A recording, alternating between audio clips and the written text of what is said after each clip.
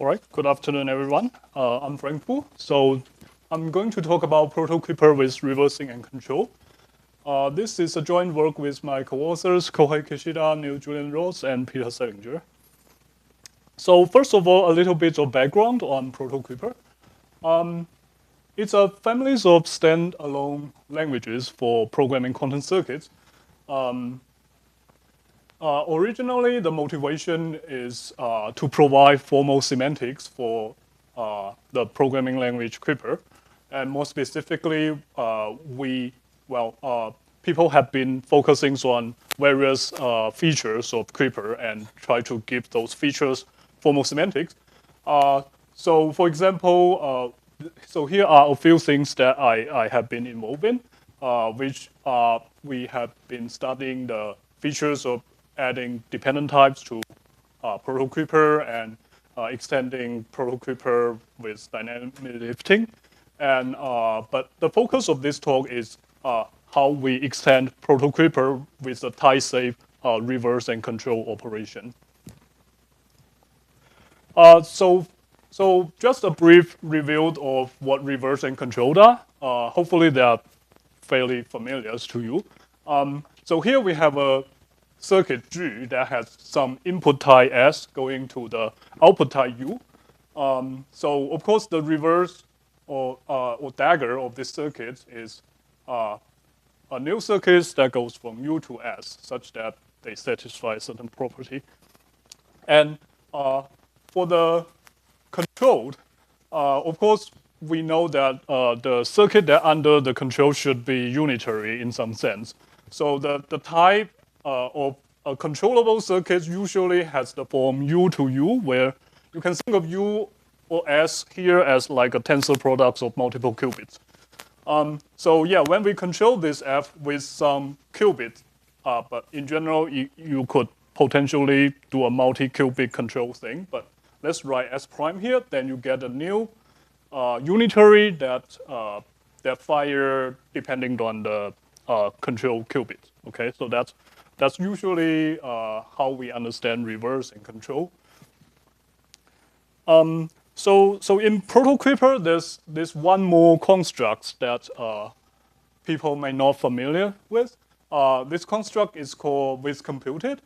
What it does is that it takes a sort of a controllable circuit F and then a reversible circuit G, and it sort of conjugate the reversible circuit G to F such that you obtain the new circuits that go from S to S that is also themselves controllable.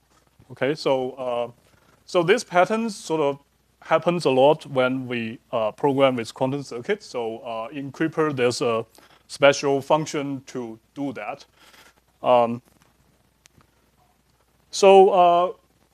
One might wonder, well, isn't this just a simple composition of G, F, G dagger, right? So yeah, that's true. But the reason we want this to be like a special programming construct is that it allows us to do the following sort of optimization at a language level. So for example, when we want to control a circuit that is constructed by this with computed construct, rather than controlling everything, what we do is we sort of just control the circuit in the middle and leave the G and G dagger unchanged. Yeah, so that's why we think that this with computed could be is a useful programming language construct. So now how do we do tie-safe reverse control, right? So there are circuits that are uncontrollable. Well, specifically, if you use measurement in some way, the circuit will not be controllable. So our idea of supporting tie-safe reverse and control is via this concept, which we call modalities. Here, in our case, we have three kinds of modality, and they are encoded by the natural number 0, 1, 2. Okay, so for example, the number 2 here represents reversible and a controllable circuit or gate. So example of that would be your usual unitary gate or circuit, such as Hadamard, CNOT, and so on. And we also have the modality 1, which denotes reversible but not controllable circuit, right? So here, example of this could be something like an initialization gate or termination gate. So, so those circuits or gates, they should have modality 1 in our system. And then finally, the 0 modality sort of represent a generic circuit that is neither reversible nor controllable, okay? So one nice thing about the modality is that they are sort of composable in a very straightforward way, right? So, and of course, we use this modality as annotation to the existing linear type system. So for example, we used to have a circuit type that go from that with circuit input S to the circuit output U. Then we can just add an annotation alpha here to denote what kind of circuit this is, right? And then the composition of two different circuits with different modalities can then be specified by this compose function with this type, right? So here we have a circuit from S to T with modality alpha and T to U with modality beta. And then the composition of the whole circuit will then be a circuit from S to U, but the modality is this A and B, where this N is like you just take the minimal of the modality. So that's what makes this modality sort of easy for the type system to keep track of what's going on. So, so with this modality in mind, then the previous three primitives, then we can give them a type and specifically with modality annotated, right? So for example, this control operation takes a controllable circuit from U to U, right? It has to have the modality 2. And then it returned a new controllable circuit from U tensor S to U tensor S. And for reverse, of course, reverse can take any modality alpha that is greater than 0, which is 1 or 2, right? So anything that is controllable is also reversible. And there's also, when alpha is 1, it also works. So reverse can be given this type. For with computed, it's slightly more interesting, but hopefully it's not too surprising. So it takes a reversible circuit type from U to S, where this alpha has to be greater than 0. And then it takes a controllable circuit from S to S. And then it returns the controllable circuit from U to U. Okay? So, so that's how we sort of can use the modality to keep track of the type or the whether a circuit is controllable or reversible. So in our paper, we also specify the typing rules with those modality annotated. So other than adding those modality annotation to the types, we also add a modality annotation to the typing judgment. So rather than gamma MA, we now have a modality alpha in the typing judgment as well. The intuition is that when we evaluate this term M, the alpha is telling us whether or not, well, it's applying a certain gauge with modality alpha to the underlying circuit. So that's why we have the alpha there. So the typing rule is then set up in a way that keep track of those modalities. And of course, here I just give you 4 example typing rules. The rest of the typing rules are in the paper. But briefly, for example, if we look at this application rule, right? So it's, if we ignore all the modality annotation, it's actually just function application. We apply M to N, and then we get a result type B. But then in the typing judgment, we do keep track of the modality from M and N, right? So we sort of all the modality need to be taken into account when we perform the application. And on the other hand, when we are dealing with value, they don't really append anything to the current circuit. So that means that all the typing rules that involve constructing a value, they automatically get a modality too. That means that it sort of just doesn't, yeah, it just means it doesn't apply any non-reversible or non-controllable gate. So note that when we form a lambda, we sort of store the current modality of M into the type. So that's how we sort of support this annotation system to support like high order function, for example. So beside the type system, we also study the categorical semantics for the modality. So yeah, really this slide is for potentially for category theorists and people are interested in denotational semantics.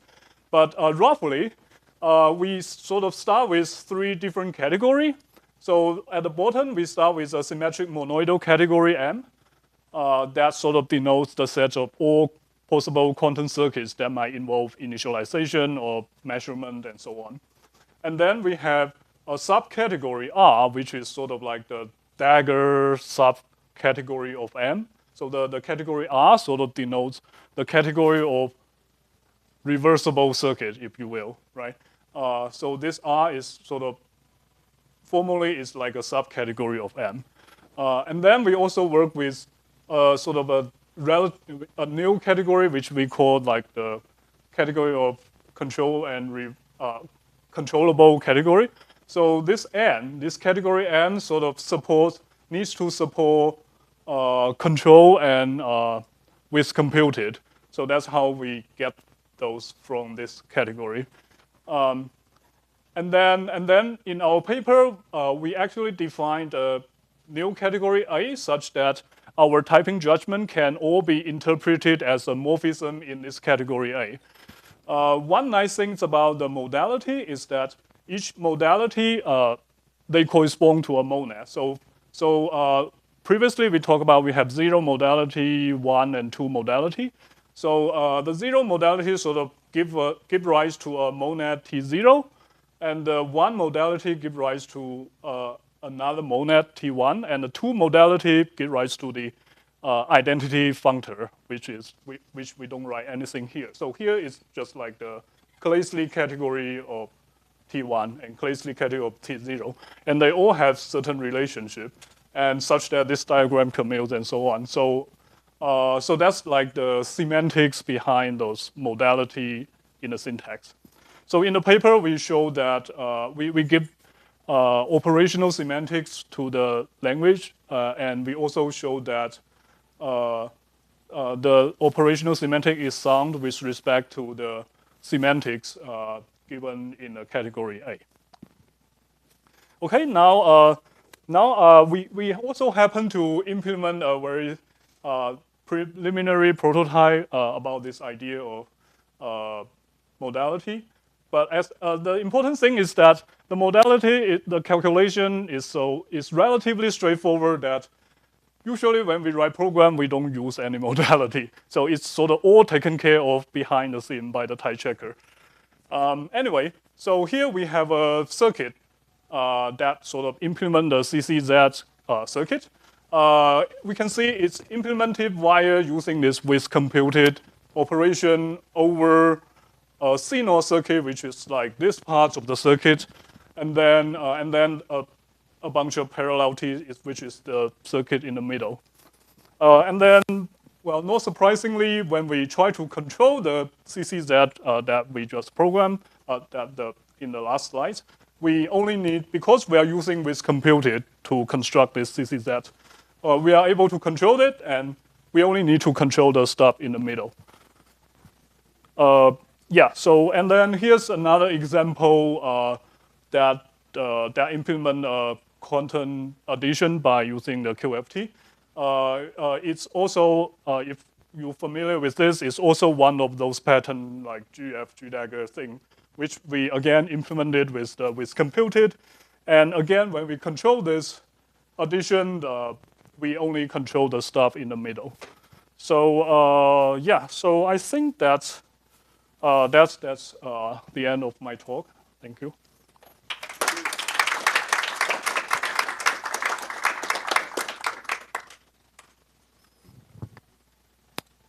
Questions? Okay. Thank you for your talk. Perhaps I missed something, but so your modality has like captures reversibility and controllability, right? Mm-hmm. It sounds like orthogonal thing, but you only have like 3 modalities. Right. So the reason being that you might think, well, is there any circuit that is non-controllable but reversible? Sorry. Is there any circuit that is not reversible but controllable, right? But we don't think that kind of circuit exists. That's why why we only have 3 here. Okay, thank you. Thanks.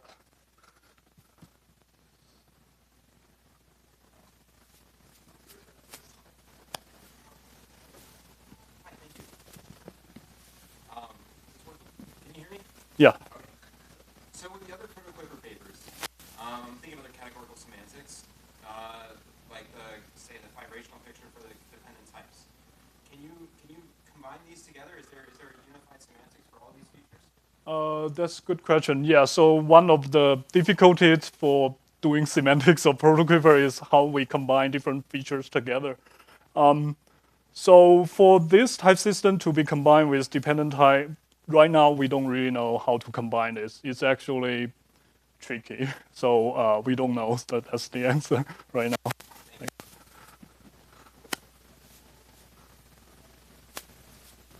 you for the talk. So Q-sharp also has a controllable and adjoinable syntax for their functions or control operations in their language. How is this different from it? Is there any theoretical difference, or is this just the implementation? Is Q-sharp's type safe control? Can you get some exception? So yeah, Sorry? I believe it's type safe. Oh, okay. Well, then in that case, it's similar. But if you get some exception controlling non-controllable stuff, then that will be different. Because in our language, you will not be able to do that. Can I follow up? Yeah. How does this compare to silks like M3 and Q3? Were you looking at those? Silk and free. I think it's similar in that they also use it to sort of keep track of what kind of thing are reversible or uncomputable. So it's similar to that. So in that sense, it's fairly similar. On the other hand, I'm not sure Silk is like a circuit language. So if it's not, then that probably is a difference between Silk and Proto-Quipper. Yeah, I guess I'm just curious if there's any connection between, so you look at this Kleisli category for this monad that has to do with the reversibility, and I just wonder, it sounds just similar kind of thematically to this this Kleisli category for the negation with the junction that came up in Kupperman's talk, and I just wonder, is this like a linear version of that, or? I'm not familiar with the work that you mentioned, but that I don't know, but I can talk to you afterwards to check it out. All right, let's thank